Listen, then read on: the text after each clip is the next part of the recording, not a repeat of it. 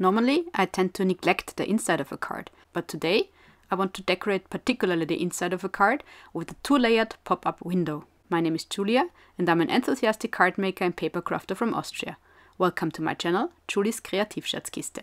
These are the dies I'm going to use for my pop-up window today. They're from Tonic Studios, and the great advantage of the dies is that there are a lot of Verso dies included. Verso dies are dies which do not cut the outside frame of the die. I will be making a square card today, as the dies I'm going to use are also designed for square cards. I'm starting by using this big round sunflower silhouette die for the first layer of my pop-up window. For my inside pop-up, I use this cream Craft Perfect cardstock. I'm cutting the paper in a way that it is a smidge smaller than the height of my square card, so that it will not be visible from the outside. The width of the paper is not that important at the moment. It should be about 2 inches wider than the image you're going to cut out. I then center my sunflower silhouette die on this paper. I can still make adjustments later, but I try to get it about in the middle. After I have centered through my die cutting machine, that's the way it looks. As you see, the outer edge of the die hasn't cut, so I have the sunflower silhouettes now included in my rectangle paper.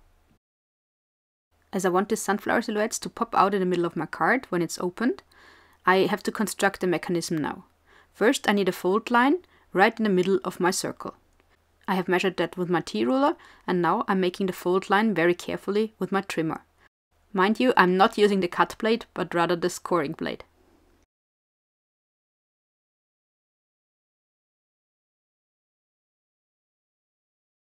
Subsequently, I folded the rectangle exactly at the scored line. I strengthen the fold line with my bone folder. Next, I have to find a way to adhere my pop-up window on the card inside. I need 2 glue tabs for that, which I'm constructing now. For my glue tabs, I need 2 more scoring lines, which I make at about 1/4 inch distance to the outer edge of my cutout image.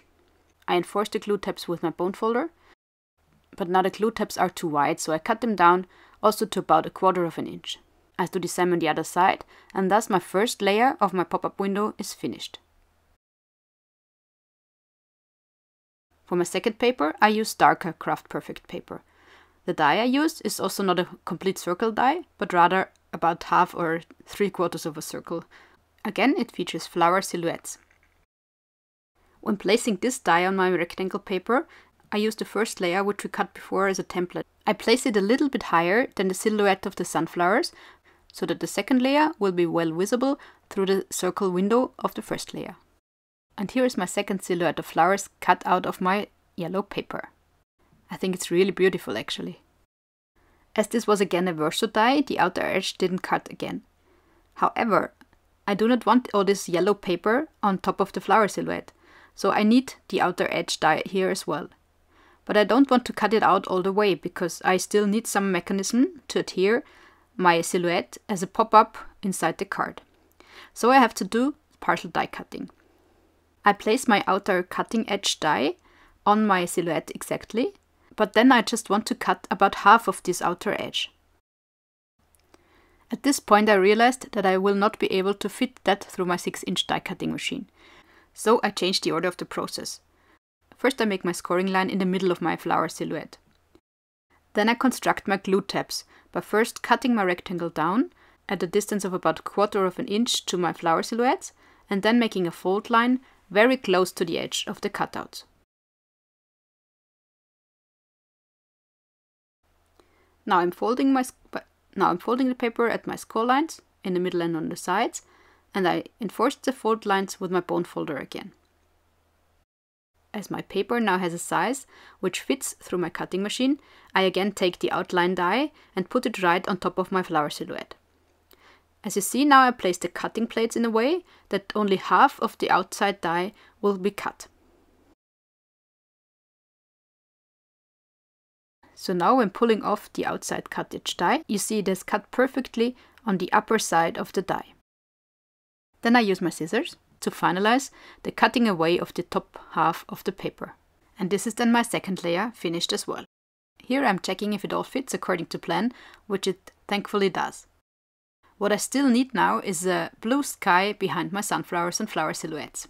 I use my distros Oxides, Salvaged Patina, Mermaid, Lagoon and Peacock feathers to blend my background. And of course I need some water drops on my distros Oxides. I just love this effect, don't you? I have blended my card only in the middle because I first planned to keep my sides, left and right, white. But then I realized that I have blended too far to the right and to the left, so the blue would be visible beyond the edges of my pop-up window. So I changed my plans again. I finally blended also the edges of my inside card, and then I cut out rectangles in the same colors as the pop-up windows in order to place them to the left and the right of my pop-up windows and have some place to write a personal message on. But before I glue these rectangles down on the sides, I attach my mechanism. So I first put glue on one of my glue tabs of the outer layer. And then I place it perfectly as it should be into the card. I'm trying to place it in a way that there's a small edge on the right hand side so that the folded pop-up mechanism is not visible from the outside. Next I take my inner layer of the pop-out window. I attach this glue tab with the fold being exactly at the cut line of the outer edge. By the way, the width of the inner layer is of course a little bit less than the outer layer, because that way there's a distance between the two layers when they pop up. Now it's time to adhere the second glue tabs of both layers at the same time. I simply place the glue on the glue tabs and fold my card closed. This way the layers are glued in the perfect place. To finish off my card on the inside, I place my rectangles together with their matting layers on the left and the right of my pop-up window. Now the inside of my card is finished. I think it turned out really great. I love the color combination of the yellows and the blues here. I used the same distros oxide on the outside of the card as I did for the inside. In addition to the water splatters, I also added some splatters of frosted lemon Nuvo sparkle spray. For cohesion with the inside of my card, I again used the Sunflower Silhouette die. This time, however, I also used the circle die with the outer cutting edge. For further decoration of the outside, I used the dies for the decorative corners, which are also included in the set.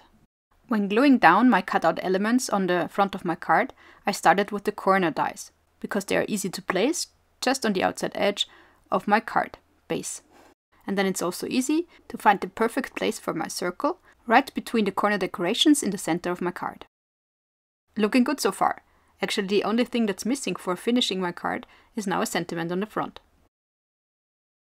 Well, actually, before I add my sentiments, I also used Nuvo drops in a brown-yellow color, which is fitting very well with the color palette I chose for my card. And I added it into these tiny holes, which are the inside of the sunflowers. That way I got some additional texture for my card front. For my sentiment, I ink blended a small rectangle with the same blues again. Then I used the Tonic die zum Geburtstag, for your birthday, which I cut out of cream cardstock. And that's my card finished for today. I hope you like it. Do you often decorate the inside of your card? Let me know in the comments. I would be very glad if you would leave me a like, or if you even would consider subscribing to my channel if you have not already done so. See you next time. Servus!